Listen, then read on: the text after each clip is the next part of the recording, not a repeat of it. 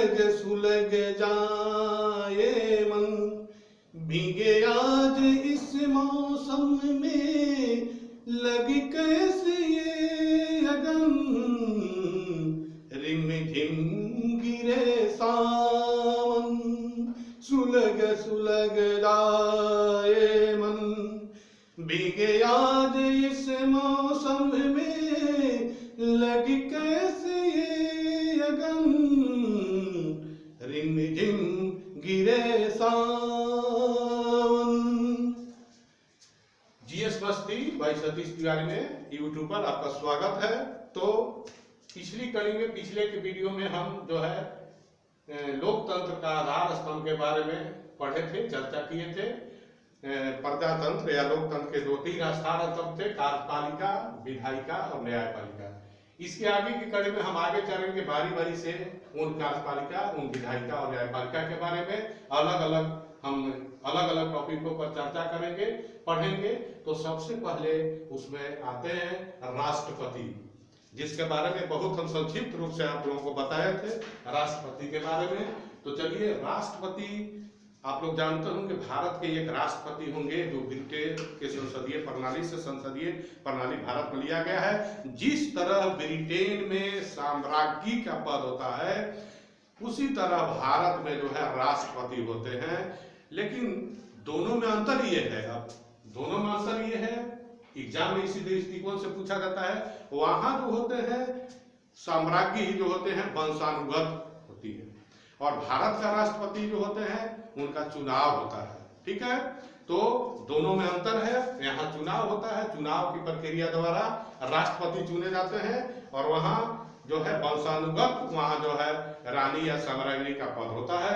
तो राष्ट्रपति होते हैं, भारत के एक राष्ट्रपति होंगे जो कार्यपालिका का औपचारिक प्रधान होंगे। अब अंतर क्या होगा, अगर इसी का अगर परीक्षा में पूछा जाए कि कार्यपालिका का औपचारिक प्रधान कौन होंगे, तो राष्ट्रपति होंगे। और अगर इसमें वास्तविक शब्द लगा दिया जाए, कार्यपालिका का वास्तविक प्रधान कौन होंगे, तो प्रधानमंत्री होंगे। अर्थात ये कार्यपालिका का औपचारिक प्रधान है और वास्तविक प्रधान प्रधानमंत्री होते हैं। तो सबसे पहले अब हम राष्ट्रपति का जो है सबसे पहला चीज चर्चा करेंगे पद के बारे में। ठीक है, पद तो कैसा पद है, ये औपचारिक पद है। ठीक है, और वास्तविक जो है इसके प्रधानमंत्री होते हैं। ये अनुच्छेद आर्टिकल 52 में वर्णित है राष्ट्रपति पद के बारे में। सेकेंड हम आएंगे योग्यता। ठीक है, योग्यता अर्थात किसी भी व्यक्ति को राष्ट्रपति नहीं चुना जा सकता है। ठीक है, उसके लिए योग्यता होनी चाहिए। क्या योग्यता होनी चाहिए, ये अनुच्छेद 58 में वर्णित है। तो योग्यता के अंतर्गत क्या होगा, पहला जो होना चाहिए भारत का नागरिक होना चाहिए, नंबर 1। ठीक है, भारत का नागरिक होना चाहिए। सेकेंड क्या होना चाहिए, कम से कम 35 वर्ष आयु पूरा कर लेना चाहिए। कम से कम 35 वर्ष की आयु पूरा कर लेना चाहिए। ठीक है, तीसरा होना चाहिए वो किसी लाभ के पद पर ना हो। तीसरा नंबर, किसी लाभ के पद पर ना हो। ठीक है, लाभ के पद के अंतर्गत अर्थात वैसे पद नहीं जैसे राष्ट्रपति, राज्यपाल। ठीक है, ऐसे पद या संसद सदस्य, ऐसे व्यक्ति को लाभ का पद नहीं माना जाएगा। तो जो व्यक्ति लाभ के पद पर होंगे वो राष्ट्रपति चुनाव लड़ने जो नहीं होंगे। तो ये हुआ योग्यता। इसके आगे हम चलेंगे शपथ। जब राष्ट्रपति का चुनाव हो जाता है, ये शपथ प्रक्रिया का वर्णन आर्टिकल 60 में वर्णन है। शपथ किसके समक्ष राष्ट्रपति शपथ लेंगे, तो राष्ट्रपति का शपथ मुख्य न्यायाधीश जो होते हैं, सुप्रीम कोर्ट के प्रधान न्यायाधीश। ठीक है, सुप्रीम कोर्ट के जो न्यायाधीश होंगे उनके समक्ष जो है राष्ट्रपति अपना जो है शपथ लेंगे। तो इसके बाद हम आगे चलेंगे पूर्ण निर्वाचन। ये अनुच्छेद 57 में वर्णित है। अर्थात राष्ट्रपति का चुनाव कितनी बार लड़ा जा सकता है, अर्थात निर्वाचन कितनी बार किया जाएगा। तो ये भारतीय संविधान में इसका वैसे कोई वर्णित नहीं है, वर्णन नहीं किया गया है कि कितनी बार। लेकिन डॉक्टर राजेंद्र प्रसाद 2 बार राष्ट्रपति निर्वाचित किए गए, 52 में, 52 और 57 1957 में 2 बार डॉक्टर राजेंद्र प्रसाद भारत के राष्ट्रपति पद को सुशोभित किए, और कोई ऐसे राष्ट्रपति नहीं है जो 2 बार जीता हुआ निर्वाचन, ठीक है। लेकिन अमेरिका में जो है राष्ट्रपति का चुनाव 2 बार आप लड़ सकते हैं, अर्थात राष्ट्रपति पद के लिए आप 2 बार चुनाव लड़ सकते हैं। ये अमेरिका के संविधान में वर्णित है, लेकिन भारत के संविधान में ऐसा कोई वर्णित नहीं है। अब आइए वेतन और भत्ता। तो ये राष्ट्रपति का वेतन जो है कहां से दिया जाता है, तो हमें ये जानना है। राष्ट्रपति का वेतन संचित निधि से दिया जाएगा, ठीक है, संचित निधि से दिया जाएगा। और वेतन कितना है, तो लगभग 5 लाख महीना राष्ट्रपति का वेतन है। अब आइए अगला, ये रिक्तता पूर्ति, ये अनुच्छेद 62 में वर्णित है। रिक्तता पूर्ति अर्थात किसी कारणवश राष्ट्रपति पद का या किसी कारणवश राष्ट्रपति अनुपस्थित होते हैं या राष्ट्रपति का पद खाली होता है, तो उसके स्थान पर किसको नियुक्त किया जाएगा, तो राष्ट्रपति पद खाली होने के बाद उसके स्थान पर उपराष्ट्रपति नियुक्त किए जाएंगे। अगर मान लीजिए उपराष्ट्रपति भी नहीं है, तब कौन उसकी पद को संभालेंगे, तो उसके बाद जो है सर्वोच्च न्यायालय के जो मुख्य न्यायाधीश होंगे। अगर सर्वोच्च न्यायालय के मुख्य न्यायाधीश भी नहीं है, तो फिर सुप्रीम कोर्ट के जो वरीय न्यायाधीश होते हैं वो रिक्तता की पूर्ति करेंगे। तो ये रिक्तता की पूर्ति जो है आर्टिकल 62 में वर्णित है। अगला है 7वां नंबर में चुनाव विवाद। अगर चुनाव विवाद होता है किसी तरह का चुनाव संबंधी, तो ये विवाद का निपटारा कहाँ किया जाएगा, तो आप ऐसे भी अंदाज लगा सकते हैं नहीं कि चुनाव का विवाद हो तो वह सुप्रीम कोर्ट में इसका निपटारा किया जाएगा, अर्थात ये विवाद सोल्व किए जाएंगे सुप्रीम कोर्ट में। तो ये चुनाव विवाद। अगला है पदावधि। आर्टिकल 56 में वर्णित है कितने वर्ष तक, तो शपथ ग्रहण की तिथि से, राष्ट्रपति शपथ ग्रहण की तिथि से 5 वर्ष तक अपने पद को सुशोभित करेंगे, जब तक उन पर जो है कोई एलिगेशन न लगे या महाभियोग की प्रक्रिया न लगाया जाए, तो वो 5 वर्ष तक अपने पद पर बने रहेंगे। तो इनका पदावधि है 5 वर्ष। अब हुआ निर्वाचन, ठीक है। निर्वाचन कैसे किया इनका, तो इसका जो है वर्णन आर्टिकल 54 में है निर्वाचन, ठीक है। निर्वाचन इसमें जो है जमानत राशि कितना होगा, कोई भी व्यक्ति चुनाव लड़ेगा उसको जमानत राशि, और निर्वाचन में जो है 50 अनुमोदक और 50 प्रस्तावक होने चाहिए, ठीक है। जो संसद सदस्य होते हैं उन्हीं में से 50, देखो ऐसे तो कोई राष्ट्रपति का चुनाव लड़ जाएगा, इसलिए ऐसा व्यवस्था किया गया है संविधान में। तो और उसके लिए जमानत राशि का है प्रावधान, 15,000 रुपया आपको जमानत राशि दिया जाएगा।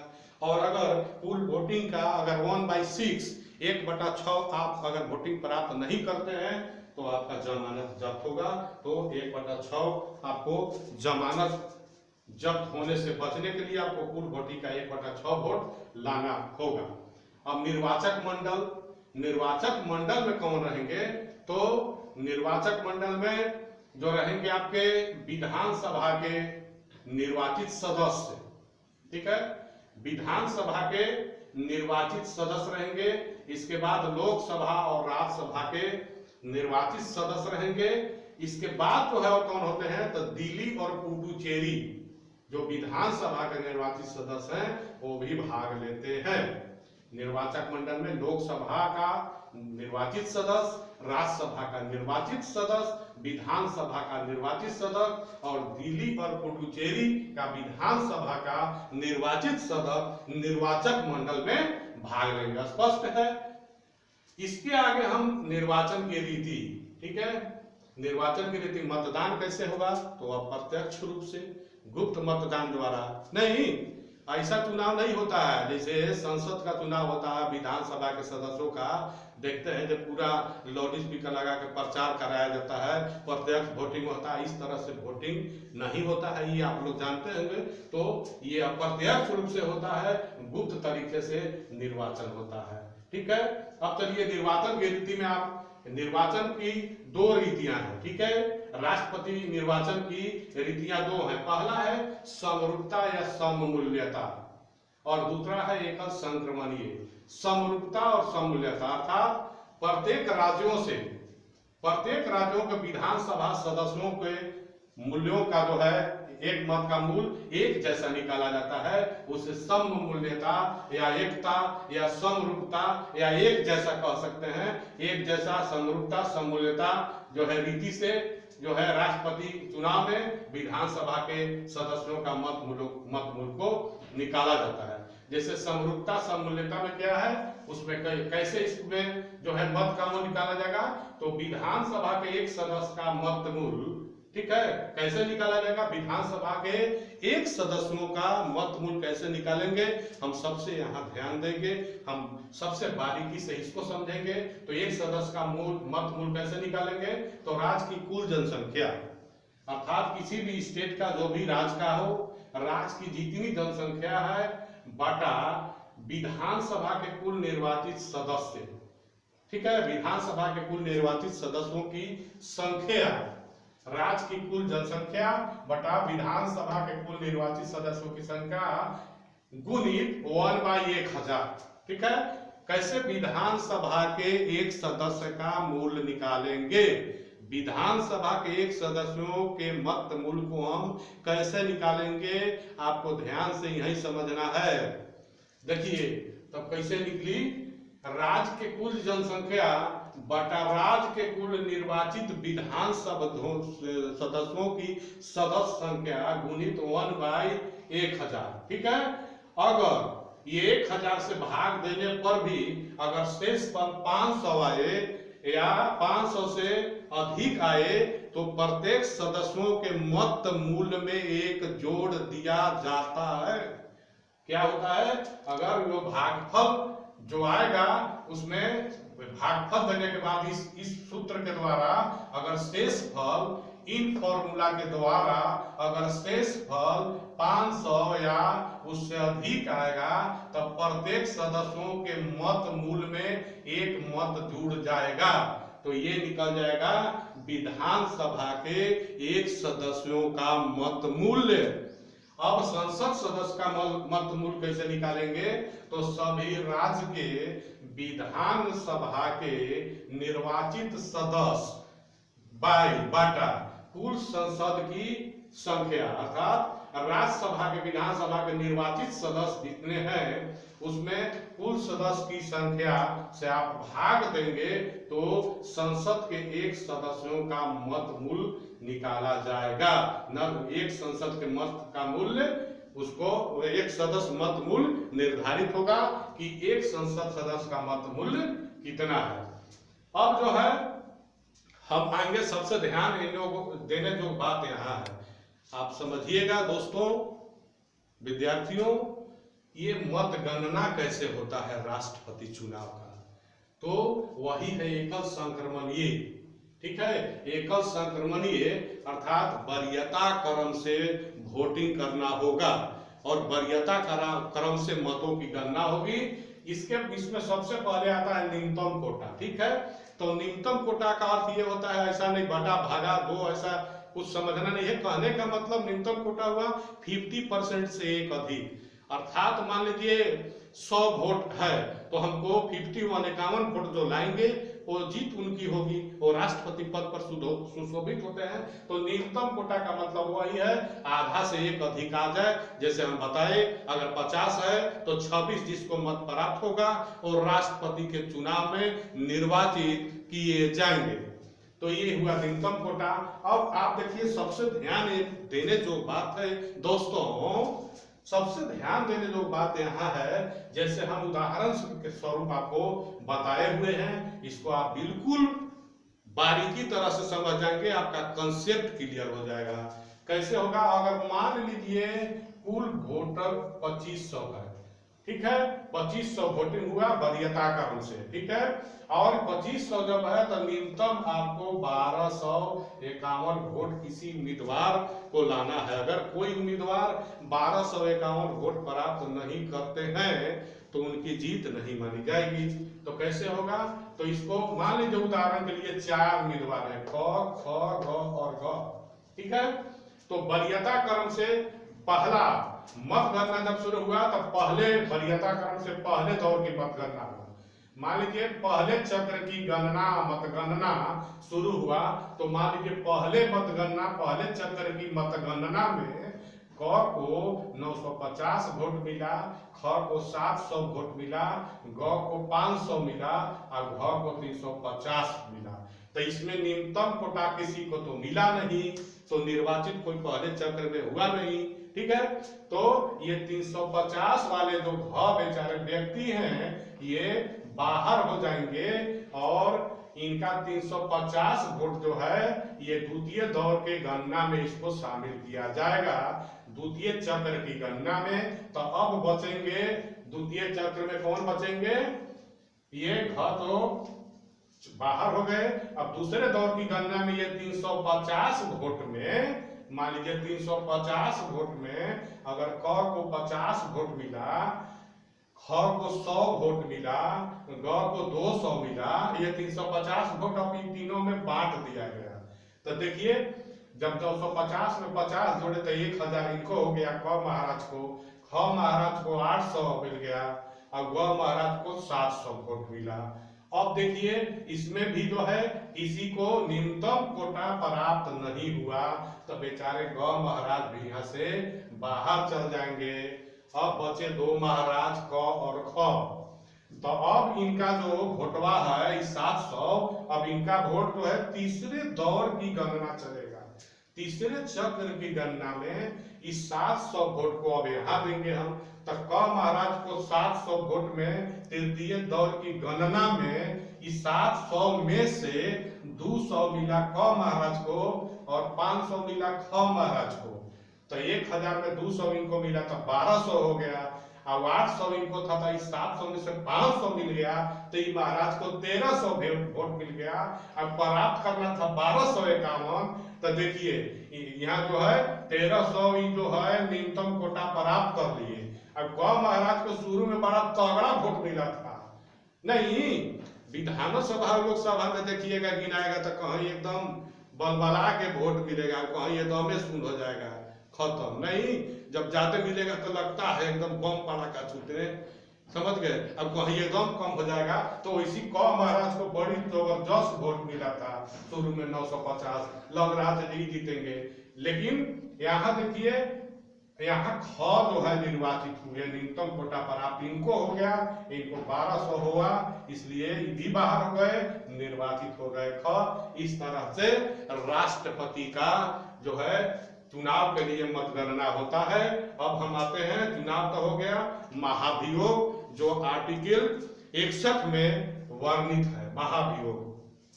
तो महाभियोग क्यों लगाया जाएगा, कोई एलिगेशन जब राष्ट्रपति कोई वैसा कार्य करते हैं जो संविधान सम्मत नहीं है तो ये होता है महाभियोग की प्रक्रिया लगाई जाती है। ये लोकसभा या राज्यसभा में कहीं इस विधेयक को महाभियोग की प्रक्रिया को लाया जा सकता है, लेकिन इसको इस महाभियोग लाने से पूर्व राष्ट्रपति को 14 दिन पहले सूचना आपको देना होगा और ये महाभियोग की प्रक्रिया तभी पारित किया जाएगा जब दोनों सदनों से 2/3 सदस्यों का बहुमत द्वारा पास हो जाएगा। 2/3 बहुमत से जब ये महाभियोग की प्रक्रिया पास किया जाएगा तब राष्ट्रपति को अपने पद से हटाया जा सकता है। तो इस तरह से राष्ट्रपति के बारे में हम चर्चा किए। अब इसके आगे राष्ट्रपति का अब चुनाव पढ़ लिए, ये जो सारा टॉपिक है हम अलग अलग तरीके से देख लिए। तो इसके आगे हम अब पढ़ेंगे राष्ट्रपति की शक्तियां, ठीक है। राष्ट्रपति की शक्तियां में हम पढ़ेंगे कार्यपालिक शक्ति, विधायिक शक्ति, ठीक है, क्षमादान की शक्ति, वित्तीय शक्ति, आपातकाल की शक्ति राष्ट्रपति को, ठीक है, बहुत सी संवैधानिक शक्तियां प्राप्त है। तो इन बिंदुओं के बारे में, इन सभी चीजों के बारे में जो है हम आगे चर्चा करना चाहेंगे, राष्ट्रपति की शक्तियों के बारे में। ठीक है, तो आइए आप हमारे चैनल को लाइक कीजिए, सब्सक्राइब कीजिए और धन्यवाद। जय हिंद।